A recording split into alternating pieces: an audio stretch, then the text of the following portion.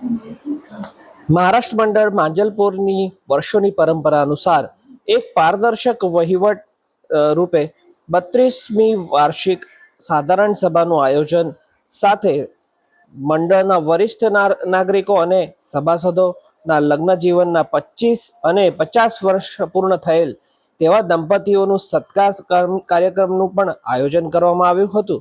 આયોજન little flower school Manjalpur ખાતે પંચશીલ school પાસે સવારે 10:30 વાગે રાખવામાં આવેલ હતું.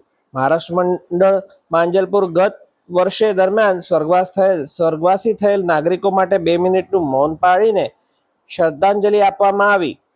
હિન્દુ સંસ્કૃતિ અનુસાર દીપ પ્રાગટ્ય કરીને વાર્ષિક સભાના સંચાલન માટે વાર્ષિક સભાના સંચાલનના અધ્યક્ષ સ્થાને શ્રી પ્રશાંત વાસુલકરની નિમણૂક કરી તેમના અધ્યક્ષતામાં સમગ્ર સભાનો અહેવાલ મંજૂરી આપવામાં આવી.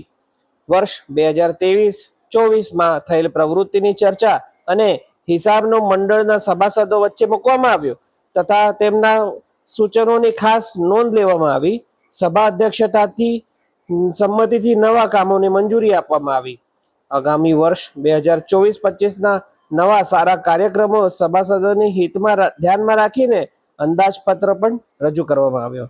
75થી વધુ વયના વરિષ્ઠ 18 સભાસદોને જે સભાસદો સુખી લગ્ન જીવન 50 અને 25 વર્ષ પૂર્ણ કરે છે એવા 40થી વધુ દંપતીઓને સ્ટેજ પર કપલ સાથે ભેટ વસ્તુ આપીને સત્કાર કરવામાં આવ્યો.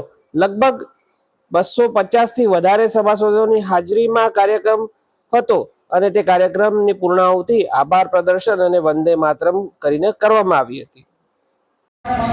श्री वैजीभाई परमार जलाराम मंगलेश्वर बाबा मंदिर ट्रस्टचे अध्यक्ष व गीत प्रस्तुत केले व त्यांनी नाचही केला.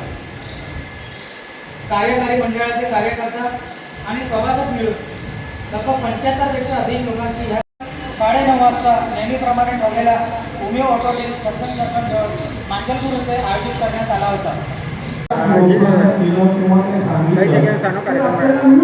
આજે વર્ષોની પરંપરા અનુસાર જ્યારથી મંડળની સ્થાપના થઈ તે વર્ષથી આ દિન સુધી દરેક વર્ષે વાર્ષિક સાધારણ સભાનું આયોજન મહારાષ્ટ્ર મંડળ માંજલપુર કરતું આવી રહ્યું છે.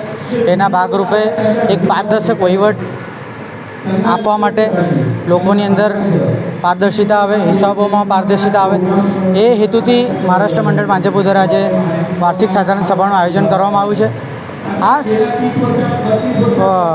સાધારણ સભા રાખવાનો અમારો હેતુ એટલો છે કે લોકોની અંદર એક અમે પારદર્શક વહીવટ આપી શકીએ. શું અમે કાર્યક્રમો આપીએ છીએ, શું હિસાબો છે, શું ખર્ચા અમે કરી રહ્યા છીએ, શું પ્રવૃત્તિઓ કરી રહ્યા છીએ, જેનામાં આટલો ખર્ચો થઈ રહ્યો છે,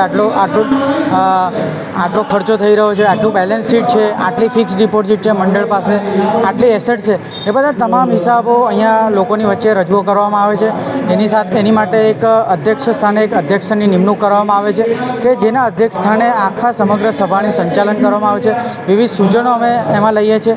વિવિધ સૂચનોના નોંધ લઈને દરેક કાર્યક્રમમાં એને કેવી રીતના ઇમ્પ્લિમેન્ટ કરવું, કઈ રીતના આવનારા સમયમાં એનો અમલ કરવો અને સાથે સાથે આવનાર વર્ષ એટલે 24-25ની અંદર એક અંદાજપત્ર મૂકીએ પણ છે કે અંદાજપત્રના આધારે કેટલો ખર્ચો આવનારા વર્ષમાં કરવાનો છે એનું પણ અંદાજપત્ર અમે મૂકીએ છીએ. આ કાર્યક્રમની સાથે સાથે મહારાષ્ટ્ર મંડળ માંજલપુરના જે સભાસદો વરિષ્ઠ નાગરિકો છે જેમણે 75 વર્ષ પૂર્ણ કરે છે એ તમામ સભાસદોનો પણ આજે સત્કાર સમારંભ રાખીએ છીએ. જે સભાસદોના લગ્ન જીવનના 50 વર્ષ પૂર્ણ થયા છે એવા તમામ સભાસદોનો પણ આમંત્રણ આપીને એમનું સ્વાગત કરીએ છીએ અને આ કાર્યક્રમ અહીંયા અમે દર વર્ષે ઉજવણી કરતા આવીએ છીએ. મહારાષ્ટ્ર મંડળ માંજલપુર દર વર્ષે આવા વિવિધ પ્રવૃત્તિઓના કાર્યક્રમો સાથે જોડાયેલો છું. હું આપના માધ્યમથી માંજલપુરમાં રહેતા વસવાટ કરતા ઘણા બધા મહારાષ્ટ્રીયન સમાજના હજુ બી ઘણા બધા લોકો છે એમને પણ અપીલ કરવા માગું છું કે મહારાષ્ટ્ર મંડળ માંજલપુરમાં સભાસદ થાવ. ખૂબ સારી પ્રવૃત્તિ અને ખૂબ સારી એક્ટિવિટી સમાજ માટે અમે કરીએ છીએ અને તમામ પણ સમાજને પ્રગતિ થવા માટે ઉત્સાહ બતાવશો અને સહભાગી થશો. ચંદ્રશેખર પાટીલ, કાર્યવાહ, મહારાષ્ટ્ર મંડળ માંજલપુર.